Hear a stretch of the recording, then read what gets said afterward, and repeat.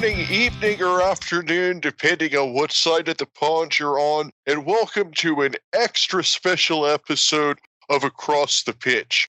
My name is Phil Kennedy, and I'm joined by author of 50 Years of Accrington Stanley, Darren Woodhead, for a very special interview today, as we have none other than Accrington Stanley's legendary Jimmy Bell with us today. Welcome to the show, Jimmy. Thank you very much. How are we? Is everyone well? Yeah, welcome to the show, Jimmy. Yeah, we're doing okay. We're making the best of it in lockdown. I don't know how you're coping. Oh, well, it's a little bit strange at the minute, isn't it? It's a bit surreal with the weather the way it is and the way there's no football. It just feels like it's the end of the season. So I've treated it like that. I've just totally locked down and locked off and tried to enjoy the sun and recharge my batteries at the minute. Yeah, I mean, I don't know about you, but this is the time I start focusing on cricket now, and there's not even that there now, is there? So even have a go at. No, it's a really strange time for everyone, I'm sure. It is. So thanks for coming on. I've been trying to get this lined up for quite a while. I know we've had many ex-players and current players on the show, and it's great to get you on, Jimmy, and just ask you a few questions. You know, I've been listening to you and John get interviewed for about 20 years, but we just wanted to try something a little bit different, get to know, a little bit more about your story, your personal story, Jimmy, and how it all started. How long have we got? How long have we got? Oh, it might have to be a full box set edition. This. Oh, my God. Yeah. Well, when you asked me, I tried to work out in my own head, my own life and where I was at certain times and all, and I went, I haven't got a clue. It's like a washing machine, everything's all mundled up and everything. So I started writing a few things down, dates, and I went, oh my God, I just didn't realise half the stuff that I've done and where I was at and what I was doing and the people that I've met along the way. I've listened to a lot of your interviews that you've done with ex-players, and I feel very proud and privileged that, my life has crossed theirs, and I've got nothing but admiration for all the players that have played for us. The 99.9% of them have been magnificent. Yeah, I mean, that's great. And I mean, that's the good thing about, and it's not false either, all these guys who come on and they all speak highly of the club and the management, and you can't force people to behave like that. It just comes naturally, and it's it's very genuine. Yeah, no, I was I've listened to all the podcasts that you've done and the interviews with the players, and say it's really touching the words, but it's me and John feel exactly the same way with them. We've treated them like friends, and we always do. Like, from the first day that we walked through the door at Ashton and the management to a couple of weeks ago, we try and treat everyone right and hope that we get the same respect back. Well, it's just an honor to hear that you listen to the show, and so thankful to hear that you've enjoyed the interviews. And it, like Darren said, it's every player that comes on it. And it doesn't matter if it's a guy on the club today or a guy that played for the club 20 years ago. Every one of them just did their praise of you and John and the club as a whole. It's just, it speaks volumes for why you've won 4 promotions over 20 years. And I believe it was Bobby Grant where it came up that, guys, you'll just want to run through a brick wall for you out on the pitch. And I think that really goes a long way towards the success that you've had. Yeah, they've all been brilliant. They really have. John Smith, Sam Finley. I keep on, I heard Sam, I think Sam's been there for about 10, 15 years with us. I keep on forgetting he's only been there 18 months. I keep saying to him, remember when we won the first division? And he goes, you mean only signed last year? So everything seems to, really mixed up in my head, all the players. And I have to try and work out where they were and, because I'm still friends with an awful lot of them at the ex-players. So, as I say, it's been a real privilege for me, and I know I'll speak for John as well, to have, dedicated our life to football and nearly half our lives to Accrington Stanley. Yeah, I mean, 20 years. But let's go back a bit further then into Liverpool. Now you started playing football and at junior level and park football. Yeah. How did it all start, Jimmy? Oh, well, I think I was born with a pair of football boots on. Where I was brought up in Kirby, it was a hotbed. There was kids everywhere. All I've ever known is football. You know, I lived 3 doors away from Dennis Mortimer. Yep. Who lifted the European Cup for Aston Villa. He lived 3 doors to my left. Round the corner, Phil Thompson plays for Liverpool, captain of Liverpool in England. He lived round the corner. So everyone ever done in Kirby was play football, and there just seemed to be millions of kids everywhere playing football. And as I say, like the first thing I can never remember is playing football in the back garden with my brother, and then 6.5. A famous one for me that always sticks in my mind is the 1971 FA Cup final. I was 6 years of age, and Liverpool were playing Arsenal, where Charlie George scored the winner and laid on his back. Oh my God, that has haunted me. That has haunted me for I don't know how many years. But I remember my mum bought me a Wembley trophy, and she bought me a new pair of plimsolls to wear then, black plimsolls. I just kicked the ball from 9 o'clock in the morning. I couldn't wait for this game. And I was 6 then, and that gave me the bug, you know. And also that day, we got our first coloured television delivered. So it was a massive day in my life, that, although it didn't go well in the end. You know, a big event. Well, there were some many good games to come though for Liverpool, even though they lost that one, weren't they? Massive. Yeah. That intrigued me. You know, sport. You're a big Liverpool fan, aren't you? Growing up in that era, must have been fantastic supporting them. Oh, it was absolutely magnificent. And it wasn't long after that. I'd say a year or two after that, I was going to matches on my own, or with like my mates, 7, 8 years of age. My mum would give me like, she'd give me about 30 pence, something like that. And it'd be 1 pence on the bus, there and back. And it was 25 pence in the boys' pen. And we used to get in the boys' pen in the top, little section in the top. And we'd watch like this Liverpool team like in the early 70s, and Keegan, Toshak Keegan, Emlyn Hughes.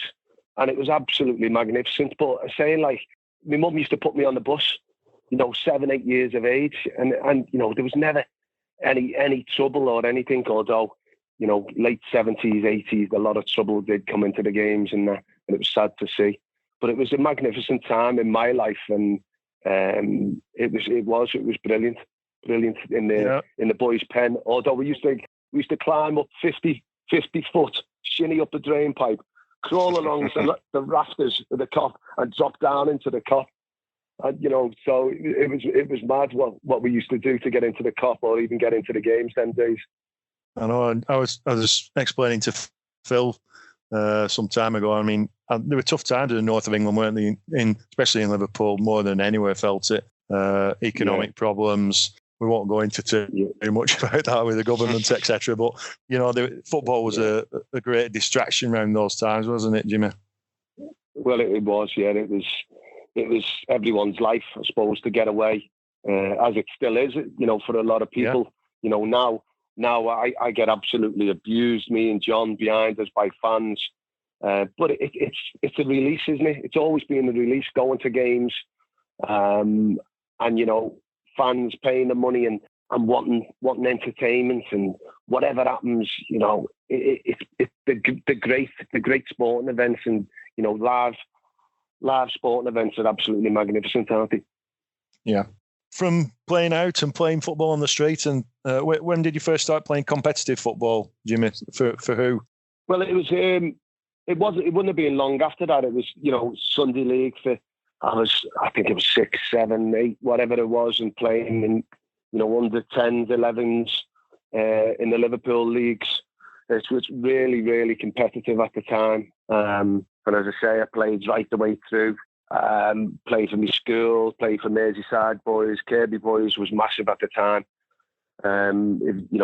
You were someone, if you played for Kirby boys, then, you thought you were arrived. It was like being a professional, when you went to school you used to get a bag and a tie, and you could wear that for school, or and you had this big Kirby boys bag, and you'd take it to school and be so proud. I can remember them times, like when it was 10 and 11 playing for Kirby Primaries. That was a big thing then at the time. But just generally playing football every minute of every single day. And I mean, my school was 20 seconds from where I lived. So I wouldn't stay for dinner. I would run home. My mum would have me dinner on the table. I would be back on the playground by 2 minutes past 12 playing football. And that was it. And I'd get dragged in of a night by my mum. 10, 11 o'clock, we'd still be playing football by the shops, just making up games. That's all it was. Everyone just lived to play football. And in Kirby, it was a really great time, as I said before, in my life. So at what point was it that you met John Coleman and became friends? Was it back then, or did it come later? Well, John lived round the corner. He lived more or less up the road from Phil Thompson. So it's one of them very close-knit community, Kirby, where everyone knows everyone. So John's 2 years older than me, although he looks a lot older, you know. But he's 2 years older. So in school terms, he was a lot older when we were at school. But I knew of him, and you know, he was like the golden boy of his era, of his year, and I was likewise. So we knew each other, but weren't really friends up to about, I would say, 15, 16.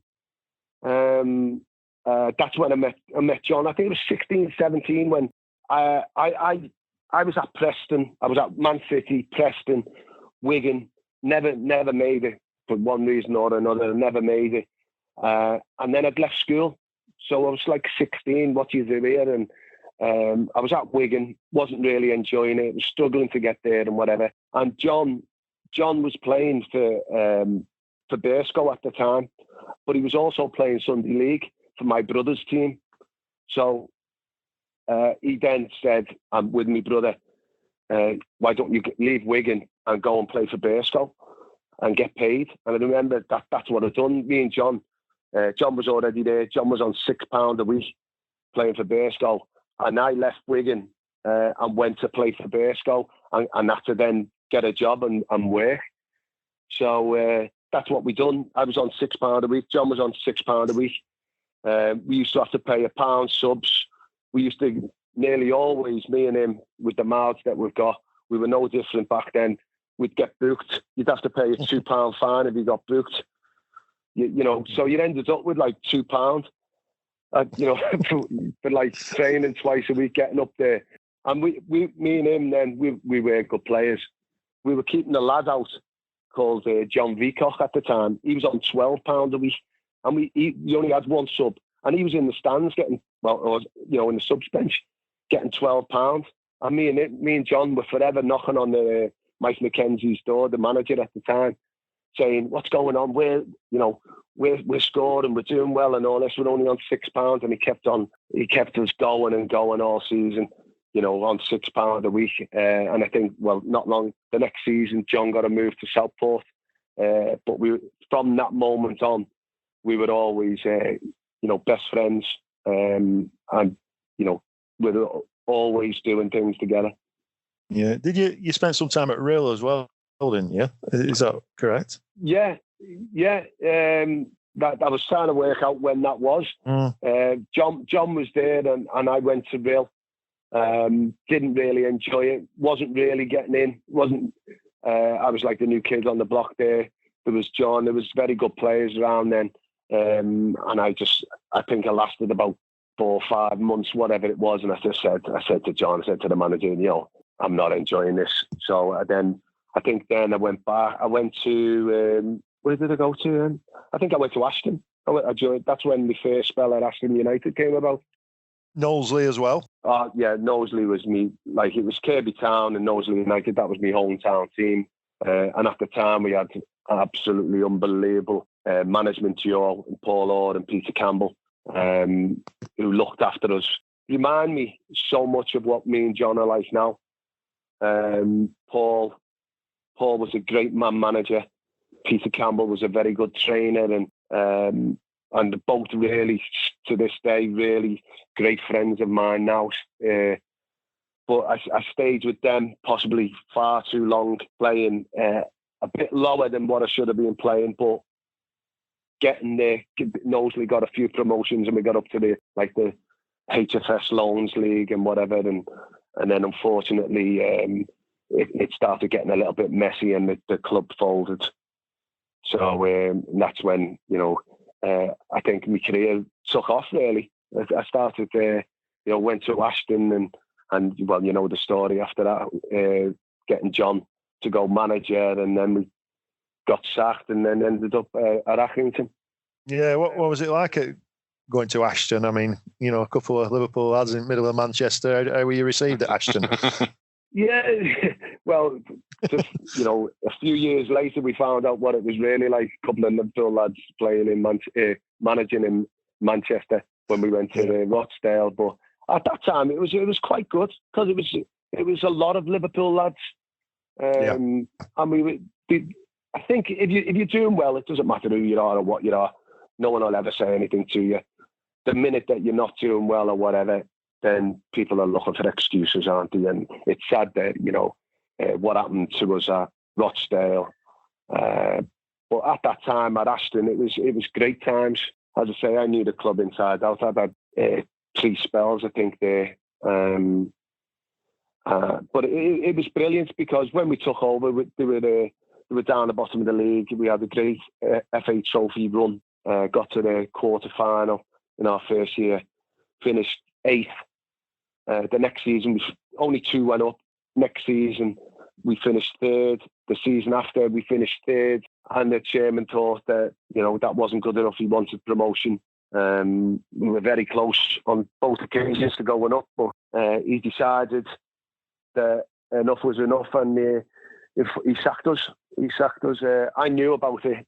John was away at the time, and I was scared to tell John. And I said that Terry Starden wants a word with you. So we phoned him, and he sacked him over the phone. But I already knew. Yeah, I already knew that we were going to get the sack. But everything happens for a reason. And a day later, 2 days later, we took over at Accrington Stanley, and so it's some good came out of it. That may have ended up being the best career opportunity for you. And I think that with so many of the players that we talk to, they've said something along the lines of, this thing happened at this time, and at this time, maybe we thought it was bad, and then it ended up being a turning point in the career that put them in that right place at that right time. So even though this is more towards the managerial career ends of things, this sounds like that moment for you when what seemed like a bad thing in getting sacked actually turned up in the silver lining and putting you in that right place, and then you and John in that place where you guys are going to ultimately have your most success. That's right, Phil. Well, there's a funny story. It's a good friend of ours who was an unbelievable top striker, non-league striker, and had played for Bury as well in the Football League, Mark Carter. We signed him, and he was coming to the end of his career, and he scored 24. We signed him at Ashton. He scored 24 goals in 23 games, and we were top of the league the year that we got sacked. And he says that only for him leaving, our careers would never have happened at Accrington, because at Christmas, January time, he took the Runcorn manager's job, player manager at Runcorn. We were a top conference team then. So he left when we were top of the league, and we never ever replaced his goals or replaced Mark Carter. So he always says to us now, he says, only for me, you two wouldn't have been where you are, because he left and then we finished 3rd and got sacked. So he said it was a blessing in disguise, Phil. So you're right there. Darren, sometimes you and I have talked about clubs that just seem to come up more than others. And I think Runcorn is certainly one of those other clubs that just seems to come up in stories more than others. Yeah, they were a top team at the time, Runcorn. Big players weren't in non-league then. Oh, they were an absolutely fantastic team. I went there. And I went on trial there initially, but I thought at the time, I think I was about 25, 26. I was scoring goals for Knowsley for fun. 30s, 40s, 50s every season. Now, you look anyone like that now. And John was doing exactly the same as well for Southports and Wills and all them teams that John was playing for. But the two of us were so competitive against each other every Saturday. As soon as the game had finished, John had phoned me or I'd phoned John. How did you go on? How did you go on? No, we won 2-0. Did you score? Yeah, I scored 2. How do you go on? 4-0. Yeah, I scored that. And all the time. And I think every Saturday after the games, we no matter where we were, it was the first phone call was John had phoned me or I'd phone him. We'd talk about the games that we just played. So we're very, very, as you know, very competitive people. But we used to compete against each other even when we were on different teams. Yeah, and your competitiveness is something that's come up quite a bit. And this is a little bit off topic, but we've heard that there's some pretty legendary card games that happen on the bus between matches. Tell us a little bit about those card games and how competitive those get. I think those will give the listeners maybe a little bit of an insight into how competitive things get between you and John. Well, honestly, it was crazy. People, there was a couple of times that we had an unbelievable gang of players when Paul Cook was there, Andy Gauch, Dean Calcutt, John, myself. They were all John Darren, Gordon Armstrong. Everyone was a gambler then. And the card games were absolutely legendary. Honest to God, the wages and more and everything would go. The longer it took, in the end, we've learned so much from that it does distract you. And with banned lads playing for money really now on the coach because they got out of hand and players would be losing £500-600. And when they'd never even had it, you know what I mean? Yeah. They'd be owing the wages out. It's not ideal. In 4 or 5 weeks. When you were in the non-league days, I mean, you were not only managing and playing at the same time, but you also were working real-world jobs. I mean, at some of these clubs, you were working at 9 to 5. What were some of the things that you had done during your playing days that were real-world jobs, but besides professional gambler? Well, the jobs I've had, honest to God, I've absolutely grafted like I don't know what to put food on the table for my young family then. And, my very first job was the worst job I've ever encountered in my life. It was like torture. It was making nuts and bolts, and it was a lathe that turned every second. So it was like a cross, and it turned, and I used to have to put one piece of metal in and take one piece of metal out, and I had to do 10,000 before I started getting paid. And it was absolutely mind-blowing. I lasted 2 days. I couldn't take it anymore, honest to God. But I remember it was around about this time, when I think it was 16, 17, whatever it was. And it was over the Easter period. And I remember I started on a Wednesday or a Thursday, and we had the Good Friday off, Saturday, Sunday. We had Bank Holiday Monday off. And I went back in on the Tuesday. I worked for an hour and then walked out. But I got paid for like 4 or 5 days. I was absolutely made up, you know what I mean? But I only lasted 2 days. That was the worst job I ever had. After that, I worked in a meat factory unloading sides of beef for 7 years. I've done that. And it absolutely killed me, Phil. Darren, you wouldn't believe it. It was the worst job in the world. And as I said, we touched on before, at that time, to have a job in Liverpool, it was like winning the pools. There wasn't many jobs around, so you had to work. But I was unloading sides of beef, like what you see Rocky in the Rocky films where he's the big sides of beef. But that's what I was working in a meat factory for 7 years, and I was playing for Bearscough and Kirby Town, Knowsley. And it was 6 o'clock start in the morning till 4. And it was absolutely shattered. How I'd done it now, I don't know. Because then, you go off and train You train on a Tuesday night, a Thursday night, and then play Saturday, play Sunday. For what, 10, 20 years of my playing career, it was really, really hard and physically demanding. And I suppose I would have been really fit as well at the time. Yeah. So when you hear players complain about training now, Jimmy, in the morning, right? They don't want to come in. So instead of your boxing on the sides of beef, were you ever practicing like free kicks with a turkey? Or Well, you wouldn't believe some of the things that we've done in that meat factory. Honest to God, it was unbelievable. We'd have the games of football we had all whites on, and we'd have white wellies, white hard hats, white gowns and everything. And we'd have like the packers against the boners, the ones who used to bone the meat out. And we'd have full, at dinner time, like 45 minutes, whatever, 20-minute game outside, 20 minutes each way game. The packers against the boners and all that. And honest to God, my life, honestly, it's just football. But, that was a physically hard, demanding job that I had. And I looking back now, I cringe. I don't know how I got through that 7 years of doing that and playing football as well. And then you went on to become an electrician, didn't you, Jimmy?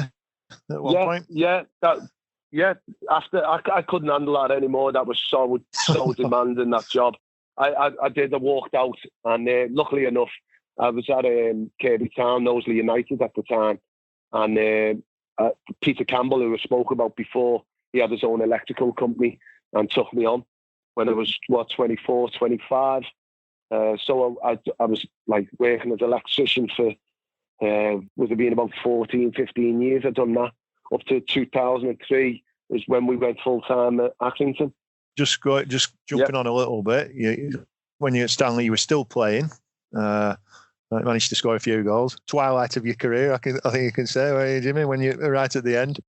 Yeah, it was. Yeah, that running, me and John, and me especially, it was the greatest achievement ever more winning that Unibond First Division. That's amazing, wasn't it? The run, we were under a lot of pressure as well at the time, because Eric at the time, he'd sacked six or seven managers before us.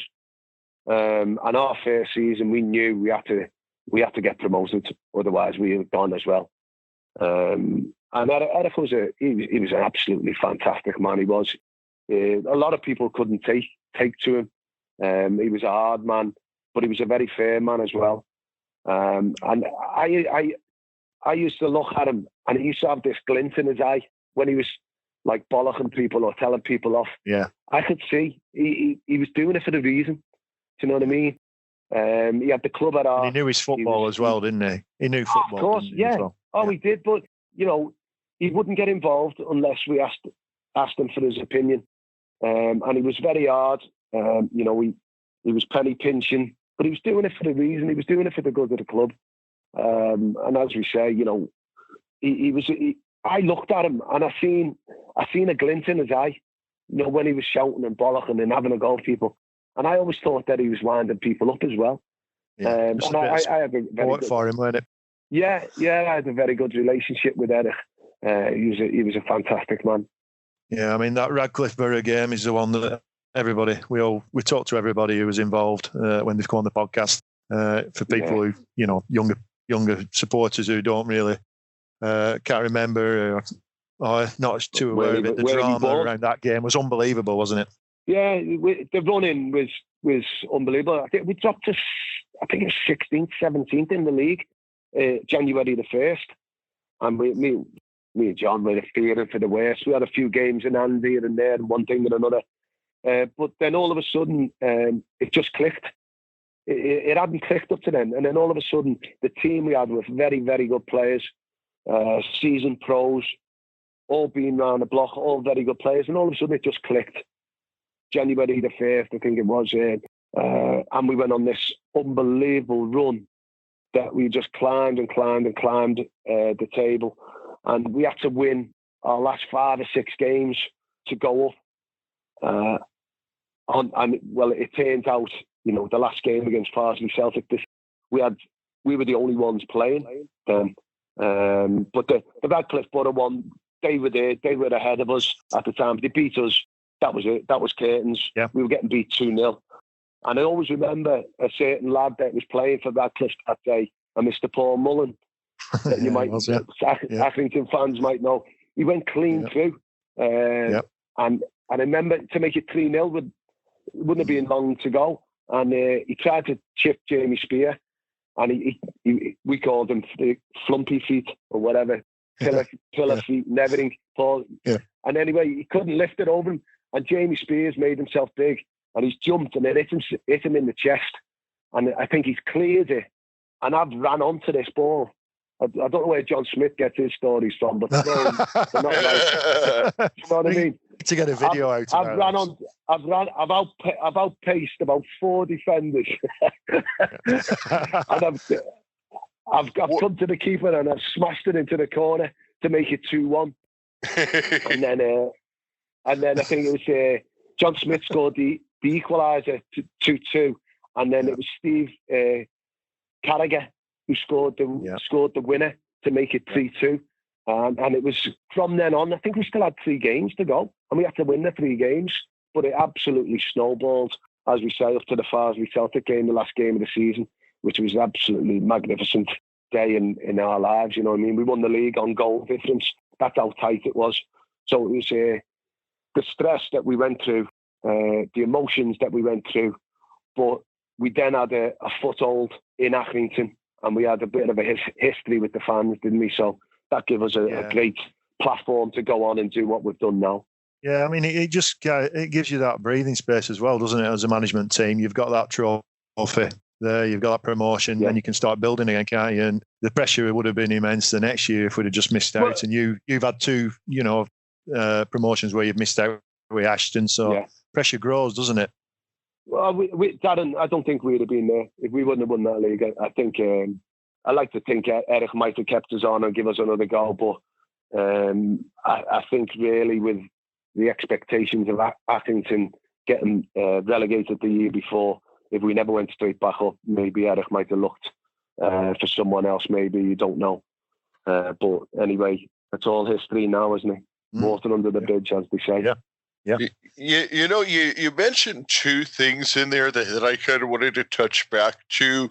One of the things was that there seems to be a lot of parallels between that 1999-2000 season and the 2017-18 season. One of those being that you said everything clicked in January and you kind of got hot in January. And we've often kind of said that we think that January is an underrated, important month in an English football season, because what you have is you have all the games bunched up in December around Christmas and Boxing Day and whatnot. And then it's the teams that push through that and are still strong in January that seem to come out with the championships. The other thing that you mentioned was the Radcliffe Borough game and how there were still games left in the season, but it was like, once you won that game, that was kind of the game that gave confidence. The Luton game from 2017-18 is kind of mentioned in that respect as well. So do you think that those 2 things, do you think that championships are sometimes won in January and that championship teams towards the end will have that one game where they just click and then that pushes them through the final leg of the season, if you will? Yeah, definitely. I've always said, and I always tell the players, the end January, February, if you're in and around it, then generally you're all going to be in and around it at the very end. So you have to. It's a very important part of the season, January, February, and it's one that we've really done really well. Most years we always have a terrible November, December. Always, it burns our heads out why we have it. We've looked at our training regime. We've looked, do we train them too hard early on? Are we too demanding on them? But we cannot put our finger on why we always have a bad November, December. But nearly every season, we always finish the season really strong. So we must be doing something right. And generally, teams don't usually last a full season unless you're Liverpool at the minute. Don't usually last the full 9 months of the season, going on and on and on and on. You know, we usually have peaks and troughs here and there. But we do generally seem to have a really good end to nearly every season. So I don't know why it is.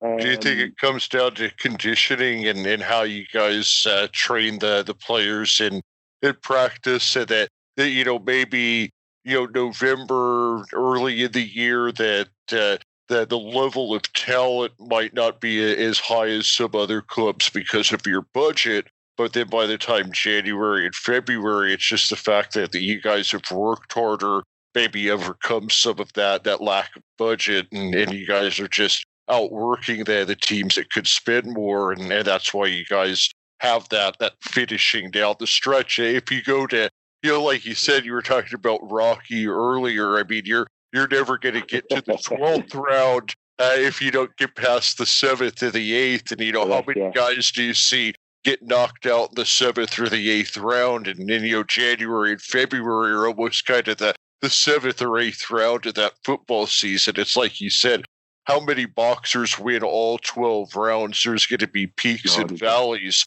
but it's that right before the stretch run when the winners are separated from the losers in a lot of sports, I think. Yeah, definitely. You know, and you spoke earlier, you know, when you get on that run and you get on that roll, that winning mentality takes over, and it's hard. It's hard for us as management to keep the money, but when you get to the end and you get your goal, you look back at it and say, you know what, it was so easy.